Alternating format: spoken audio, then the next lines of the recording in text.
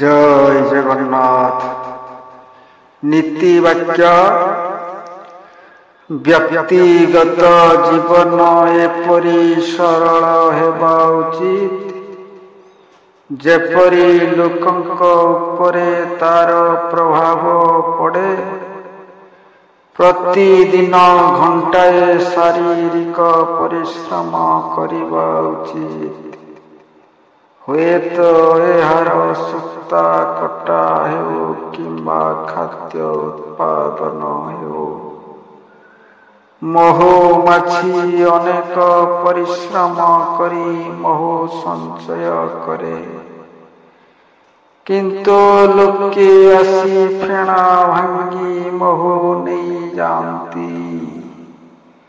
भोग न करी दाना न देई बहु कष्टरे धन संचय कले ठीक एपरी अवस्था घटे।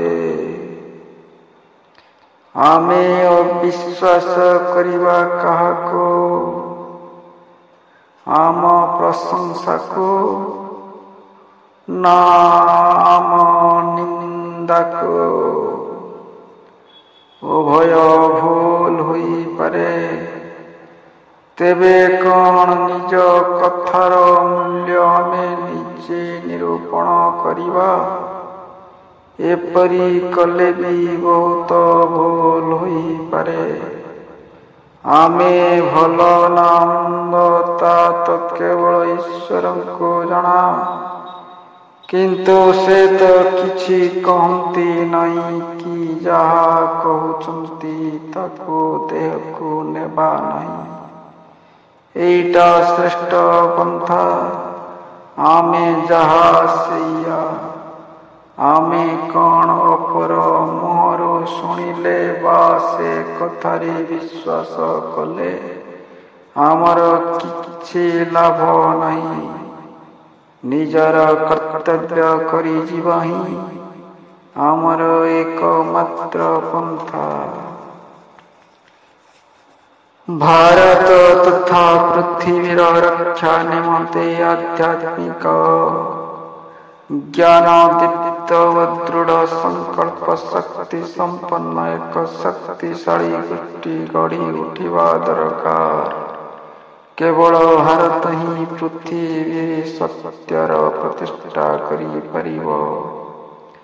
पाश्चात्य वस्तुवादर अनुकरण रे नुहे, केवल दिव्य संकल्प शक्तिर अभिव्यक्ति बलरे ही भारत तार वार्ता पृथ्वी रे प्रचार करी परिबो।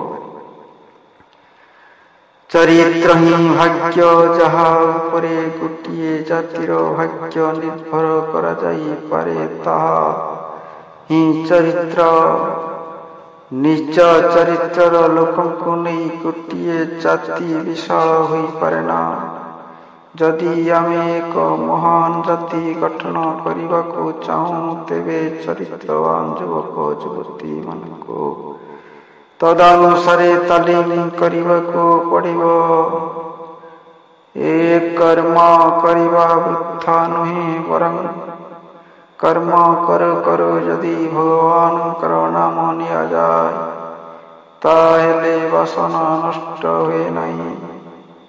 जेउ मानकर वासना नष्ट हुई नहीं, सेमानकु दिन तमाम नाम नेबाकु देले सुस्त, सेमाने ताहा परिबे नहीं। वृथा चिंता पर निंदा वृथा गल्प, विवाद तर्क एथिरे पुणी तास्पस जुआ इत्यादि सेमाने समय कटाई देवे। मृत्युर देवता जम अपराधी मानकु फासरे बांधी तांक निकटरे नेई जीवा पुराण रे वर्णित अछि। किंतु से दरकार करुथिबा दौड़ी सबु जुगाइबा पाई सेठारे कोनोसी कारखाना नहीं। तुमे निजे से दौड़ी तैयारी कर एवं ताको बेकरे गुड़ेई था।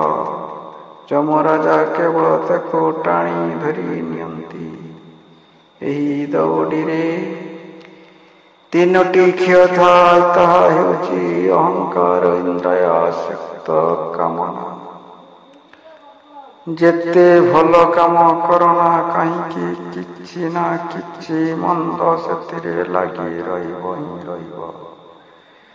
ତେବେ ସମୁଦାୟ କାର୍ଯ୍ୟ ନିଜର ବ୍ୟକ୍ତିଗତ ଫଳାଫଳ ପ୍ରତି ଦୃଷ୍ଟି ନ ରଖି କରିଯାଅ। ସବୁ ଫଳ ଈଶ୍ୱରଙ୍କୁ ସମର୍ପଣ କର। ତାହେଲେ ଭଲ ମନ୍ଦ କିଛି ତୁମ୍ଭକୁ ଅଭିଭୁକ୍ତ କରିପାରିବ ନାହିଁ। ମନୁଷ୍ୟ ଯଜ୍ଞ ବା ଯଜ୍ଞ, ଅତିଥିକୁ ଭୋଜନ ଓ ସମ୍ମାନ ପ୍ରଦର୍ଶନ, ଦରିଦ୍ର ନାରାୟଣ ଅନ୍ନଦାନ, ବିବସ୍ତ୍ର ବ୍ୟକ୍ତିଙ୍କର ବସ୍ତ୍ରଦାନ, ଦୀନ ଦୁଃଖୀଙ୍କୁ ଆଶ୍ରୟ ଦାନ ମନୁଷ୍ୟ ଯଜ୍ଞ ବା ଅତିଥି ଯଜ୍ଞର ଅନ୍ତର୍ଭୁକ୍ତ। ପ୍ରପୀଡ଼ିତ ମାନବ ପ୍ରତି ଯେ କୌଣସି ସେବା ମନୁଷ୍ୟ ଯଜ୍ଞ ରୂପେ ଅଭିହିତ। ଯେଉଁଠାରେ ନାରୀମାନେ ସମ୍ମାନିତ, ସେଠାରେ ଦେବତାମାନେ ସନ୍ତୁଷ୍ଟ ହୁଅନ୍ତି, କିନ୍ତୁ ଯେଉଁଠାରେ ସେମାନେ ସମ୍ମାନିତ ନ ହୁଅନ୍ତି, ସେଠାରେ କୌଣସି ଧର୍ମ କରି ସଫଳ ହୁଏ ନାହିଁ। ଯେଉଁ ଗୃହରେ ଆତ୍ମକଲ୍ୟାଣୀ ସ୍ୱାମୀକୁ ସ୍ତ୍ରୀ ଇନ୍ଦ୍ରିୟାସକ୍ତ କରି ଟାଣି ରଖେ ବା ପୁଣ୍ୟବତୀ ନାରୀକୁ ସ୍ୱାମୀ ବିଳାସ ସାମଗ୍ରୀ ସଦୃଶ୍ୟ ବ୍ୟବହାର କରେ, ସେହି ଗୃହ ଦୁଃଖପୂର୍ଣ୍ଣ ନରକ ସଦୃଶ୍ୟ।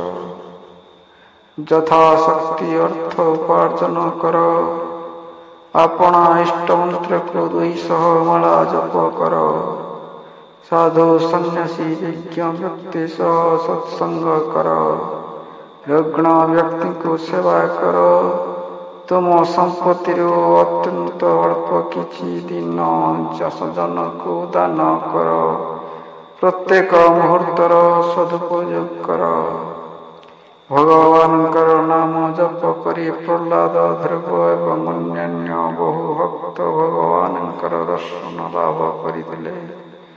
ଭକ୍ତି ଓ ଶ୍ରଦ୍ଧାର ସହ ଜପ କରି ତୁମେ ମଧ୍ୟ ଏହି ବିଷମ ସଂସାରର ସାଗରର କାହିଁକି ପାର ନ ହେବ? ଯାହାଙ୍କର କୌଣସି ମୂର୍ତ୍ତି ଆଦର୍ଶରେ କର୍ମମୟ, ଅତୁଟ ଆସକ୍ତି ସମୟ ବା ସୀମାକୁ ଅତିକ୍ରମ କରି ତାହାକୁ ସହଜ ଭାବରେ ଭାବନାର କରି ତୋଳିଛି, ଯାହାଙ୍କର କାବ୍ୟ ଦର୍ଶନ ବିଜ୍ଞାନ ମନର ଭଲ ମନ୍ଦ ବିଚ୍ଛିନ୍ନ ସଂସାର ଗୁଡ଼ିକୁ ଭେଦ କରି ସେହି ଆଦର୍ଶର ହିଁ ସାର୍ଥକ ହୋଇ ଉଠିଛି, ସେହି ସଦ୍ଗୁରୁ ବିଶେଷ ରୂପରେ ହେବାର ଭାବକୁ ବିଭୂତି କହନ୍ତି। ବିଶେଷ ଭାବେ ପର୍ଯ୍ୟାଲୋଚନାର ଭିତର ଦେଇ ବ୍ୟବହାର ଓ ଅନୁଧାବନରେ ମନୁଷ୍ୟ ବିଶେଷ ଭାବେ ଯାହା ଜାଣେ ତାହା ବିଭୂତି। ମିଥ୍ୟାଚାର ଓ କପଟ ଉପରେ ପ୍ରତିଷ୍ଠିତ ନ ହୋଇ ରାଜନୈତିକ କୌଶଳ ଯଦି ସତ୍ୟ ଓ ଭଗବତ୍ କରୁଣାର ଯନ୍ତ୍ର ହୋଇପାରନ୍ତା, ତାହେଲେ ମାନବ ସମାଜ ଐକ୍ୟ ଏବଂ ସଂହତି ପଥରେ ଗୋଟାଏ ବିରାଟ ପାବଛ ଆଗେଇ ପାରନ୍ତା। ସନ୍ଥମାନଙ୍କର ବାଣୀ ଶୁଣ, ଧର୍ମଶାସ୍ତ୍ର ପାଠ କର, ବିଦ୍ୱାନ ହୋ, କିନ୍ତୁ ଯଦି ଭଗବାନଙ୍କୁ ହୃଦୟ ସିଂହାସନରେ ଅଳଙ୍କୃତ ନ କରିଛ, ତେବେ ତୁମେ କିଛି କର ନାହିଁ କରିବା। ସମୁଦ୍ର ବକ୍ଷରେ ଜାହାଜ ଯେଉଁ ଦିଗକୁ ଗତି କରୁନା କାହିଁକି, ଦିଗ ନିର୍ଣ୍ଣୟ ଯନ୍ତ୍ର ସୂଚୀ ସର୍ବଦା ଉତ୍ତର ଦିଗକୁ ଦର୍ଶାଇଥାଏ। ଠିକ୍ ସେହିପରି ମଣିଷ ବ୍ୟବସାୟରେ ଯାହା ହେଉନା କାହିଁକି, ଭକ୍ତର ମନ ହୃଦୟ ସର୍ବଦା ଭଗବାନଙ୍କ ପାଦପଦ୍ମରେ ରହିବା ଉଚିତ। ତୁମର ପ୍ରକୃତ ଆଧ୍ୟାତ୍ମିକ କ୍ଷୁଧା ବା ଆତୁରତା ରହିଛି କି? ତୁମେ ପ୍ରକୃତରେ ଭଗବାନଙ୍କୁ ଚାହଁ କି? ପ୍ରହ୍ଲାଦ ପରି ପ୍ରାର୍ଥନା କର, ରାଧା ଭଳି ପ୍ରେମ କର, ବାଲ୍ମୀକି, ତୁକାରାମ, ତୁଳସୀଦାସ ପରି ଭଗବାନଙ୍କର ନାମ ଉଚ୍ଚାରଣ କର। ତୁମେ ଏହି ମୁହୂର୍ତ୍ତରେ ତାଙ୍କର ଦର୍ଶନ ପାଇପାରିବ। ସାବଧାନ, ସଂକୀର୍ଣ୍ଣତା ବା ପାପକୁ ଗୋପନ ରଖ ନାହିଁ। ଉତ୍ତରୋତ୍ତର ବର୍ଦ୍ଧିତ ହୋଇ ଅତି ସତ୍ୱର ତୁମକୁ ଅଧଃପତନ ଚରମକୁ ନେଇଯିବ। ଅନ୍ତରରେ ଯାହା ଭାବନା କରିବ ତାହା ହିଁ ବୃଦ୍ଧି ପାଇବ। ଜୟ ଜଗନ୍ନାଥ। ବଡ଼ ଆଶ୍ଚର୍ଯ୍ୟର କଥା, ବୈଦ୍ୟ ମରୁଛି, ଡାକ୍ତର ମରୁଛି, ତଥାପି ଆମେ ତାଙ୍କ ପଛରେ ଗୋଡ଼ାଉଛୁ। କିନ୍ତୁ ଯେଉଁ ରାମ ମରୁନାହାନ୍ତି, ସବୁବେଳ ପାଇଁ ଜୀବିତ ଓ ନିର୍ଗୁଣ ବୈଦ୍ୟ ଅଟନ୍ତି, ତାଙ୍କୁ ଆମେ ଭୁଲି ଯାଉଛୁ। ସଦ୍ଗୁରୁଙ୍କର ଶରଣାପନ୍ନ ହୁଅ, ସତ୍ନାମ ଭଜନ କର, ସତ୍ସଙ୍ଗର ଆଶ୍ରୟ ଗ୍ରହଣ କର। ମୁଁ ନିଶ୍ଚୟ କହୁଛି, ତୁମକୁ ଆଉ ତୁମର ଉନ୍ନୟନ ପାଇଁ ଭାବିବାକୁ ହେବ ନାହିଁ। ସବୁ ମାଝିର ନୌକା ବୁଡ଼ିଯାଏ, କିନ୍ତୁ ଭଗବାନଙ୍କ ମାଝିଙ୍କର ନୌକା କଦାପି ବୁଡ଼େ ନାହିଁ। ଝଡ଼ ଝଞ୍ଜାରେ ଆକୁଳ ନ ହୋଇ ପୂର୍ଣ୍ଣ ବିଶ୍ୱାସର ତାଙ୍କର ନାମର ତରିକୁ ହିଁ ଆଶ୍ରୟ କର। ଏ ତରି ବୁଡ଼ି ମଧ୍ୟ ଭାସି ଉଠେ, ଭାଙ୍ଗିଗଲେ ମଧ୍ୟ ଅନାୟାସରେ ଆକୁଳରେ କୂଳରେ ପହଞ୍ଚାଇ ଦିଏ। ଯେଉଁ ସବୁ ଲୋକ ଈଶ୍ୱର ଉପାସନା କଲେ ଥଟ୍ଟା କରନ୍ତି, ଧର୍ମ ଓ ଧାର୍ମିକମାନଙ୍କର ନିନ୍ଦା କରନ୍ତି, ସାବଧାନ କାଳରେ ସେମାନଙ୍କର ପାଖରୁ ଏକାଥରକେ ଦୂରରେ ରହିବ। ସକଳ ପ୍ରକାର ଆସକ୍ତି ସାଧନା ପଥରେ ଅନ୍ତରାୟ, ସମସ୍ତ ପାଇଁ ମଙ୍ଗଳ ଇଚ୍ଛା ସମସ୍ତଙ୍କ ପ୍ରତି ଚୈତନ୍ୟ ରୋଷଙ୍କ ସମାବେଦନା ରହିବ, କିନ୍ତୁ ପ୍ରାଣର ଆସକ୍ତି କେବେ ହେଲେ ରହିବ ନାହିଁ। ସାଧକର ପ୍ରେମ ହେବ ଭଗବାନଙ୍କ ନିମିତ୍ତ। ସେହି ଭାଗବତ ପ୍ରେମରେ ଯେବେ ସେ ପରିପୂର୍ଣ୍ଣ ହୁଏ, ତେବେ ସେ ଅନ୍ୟକୁ ଯଥାର୍ଥ ଭାବରେ ଭଲ ପାଇପାରିବ। ସତ୍ ମାର୍ଗରେ ଜୀବନ ନିର୍ବାହ କରିବା ଏକ ଆଧ୍ୟାତ୍ମିକ ପଦ୍ଧତି। ସାଧାରଣତଃ ଯଜ୍ଞ ମନୋବାକ୍ୟ କ୍ରିୟାର ଅନୁଷ୍ଠିତ ହୁଏ। ଏହିସବୁ ସ୍ୱାର୍ଥର ଉଦ୍ଦେଶ୍ୟରେ ହେବା ଉଚିତ ନୁହେଁ। ତାହେଲେ ଏହା କେବଳ ତୁମର ଅହଙ୍କାରକୁ ଖାଦ୍ୟ ଯୋଗାଇବ। ତୁମର ସମଗ୍ର ଜୀବନ ଓ ତାହାର କାର୍ଯ୍ୟକଳାପ ସମସ୍ତ ପ୍ରାଣୀଙ୍କର ଉପରେ ସୁଖ ଓ ସେବା ପାଇଁ ଉତ୍ସର୍ଗୀକୃତ ହେବ। ଜଣେ ଜଣେ ସନ୍ଥ ଅସ୍ତିତ୍ୱ ମାତ୍ର ସମଗ୍ର ବିଶ୍ୱକୁ ସାନ୍ତ୍ୱନା ଦେଇପାରେ। ଏହି ଧରଣୀ ମୁଖ୍ୟର କାମ କ୍ରୋଧରହିତ ବିତରାଙ୍ଗ ସନ୍ଥ ସାକ୍ଷାତ ଈଶ୍ୱର ସ୍ୱରୂପ। ଯେଉଁଠାରେ ତାଙ୍କ ତରଣ ରେଣୁ ପଡ଼େ, ସେ ସ୍ଥଳ ତୀର୍ଥ ପାଲଟିଯାଏ। ସେ ଆସମାନଙ୍କର ମଧ୍ୟରୁ କେହି ଜଣେ ଏକ ପ୍ରକାର ଈଶ୍ୱର ହୋଇ ବାହାରି ପଡ଼, ପୁଣି ନିଜ ଅନୁଭୂତିର ନେଇ ଈଶ୍ୱରଙ୍କୁ ଅନୁମାନ କରିପାରିବା। ଯଦି ମହାନ ପରମେଶ୍ୱରଙ୍କ ଉଦ୍ଦେଶ୍ୟରେ ସଂସାରରେ ସର୍ବସ୍ୱ ବିକାଶ କରିପାର, ତୁମର ପଦ ମସ୍ତକ ଈଶ୍ୱରଙ୍କର ଜ୍ୟୋତିରେ ପୂର୍ଣ୍ଣ ହେବ।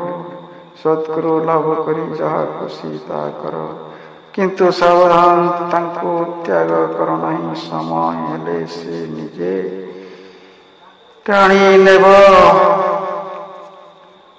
ଯେ ବଡ଼ ସେ କେବେ ହେଲେ ବଡ଼ାଇ କରେ ନାହିଁ, ବଡ଼ିମା ଦେଖାଇ କଥା କହେ ନାହିଁ। ହୀରା ନିଜେ କହି ହୁଏ ନାହିଁ ଯେ ମୋ ମୂଲ୍ୟ 1,00,000 ଟଙ୍କା। ହୀରା ଚିହ୍ନିବା ଲୋକ ତାକୁ ଚିହ୍ନି ତାର ମୂଲ୍ୟ ନିରୂପଣ କରେ। ସାଧୁକୁ ଜାତି କୁଳ ଇତ୍ୟାଦି ବ୍ୟବହାର କଥା ପଚାରି କି ଲାଭ? ତାଙ୍କଠାରେ ଯେଉଁ ଜ୍ଞାନ ଅଛି ସେତକ ପଚାରି ବୁଝିନିଅ।